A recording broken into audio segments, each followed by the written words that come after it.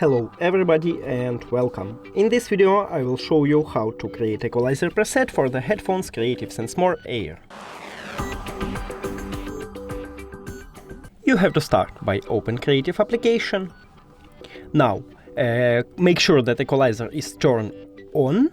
As you can see, I have turned on it. Now click on it and now choose the best one for you. Start to changing it. And after you make the best one for you decision, just click on the diskette icon right here. Now name your new preset, let's say test, and click add. Also, you can remove it by pressing on the trash icon at the right top and delete. And we just did it.